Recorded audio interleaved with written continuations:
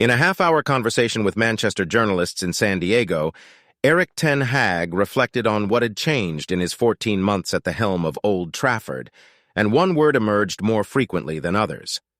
In 3 separate responses, Ten Hag used the word standards 5 times, whether to maintain those standards now or most often, to describe how they weren't where they should have been when he arrived at the club.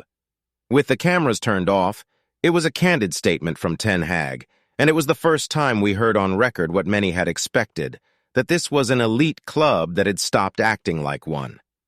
Ten Hag took over after United's annus mirabilis, a disastrous season under Ole Gunnar Solskjaer and Ralf Rangnick when it seemed everything had fallen apart. In a way, the 53-year-old manager was fortunate to arrive when the club had hit rock bottom and was ready for a figurehead to take control. That gave him power. But he used that power to move the club forward. A theme of this trip to the United States has been the marginal gains Ten Hag is seeking, that almost obsessive attention to detail that is fueling changes in nutrition, sports science, and many areas that help bring out the best in the players. He highlights the control that Ten Hag has over the football department, but there's also a sense that this kind of thing should have been in place before he arrived at the club.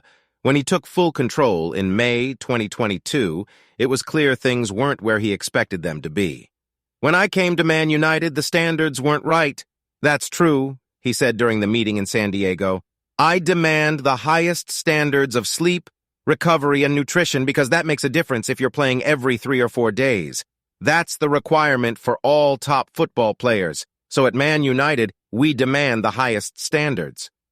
All of this adds more shine to the intricacies and complexities of Ten Hag's methods at United and enhances the feeling that he's achieving success on and off the field. But at Man United, we demand the highest standards shouldn't be revolutionary. It's the kind of mantra Sir Alex Ferguson would have repeated almost daily, but at some point in the last decade, it was lost. This was a football club that had lost its way until Ten Hag's arrival.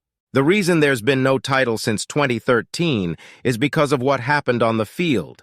A robust catalog of poor performances, hundreds of millions wasted on bad signings, and managers appointed without a clear direction of where things were going. But the biggest clubs have long shifted towards the marginal improvements that can be gained within a club. Just look at Manchester City and Liverpool to see that's the case. Ten Hag hesitated to compare the setup he found at Old Trafford to what might be in place at the Etihad and Anfield, only adding that in certain areas we were lacking. It's clear now that Ten Hag has high standards he expects to be met. The public rebukes he's given his team have made that clear, most recently after the 3-2 defeat to Borussia Dortmund in Las Vegas, when he criticized his team's approach in preseason friendlies. To some extent, performance and outcome are the most uncontrollable elements here. What he can control is that United is no longer short in certain areas.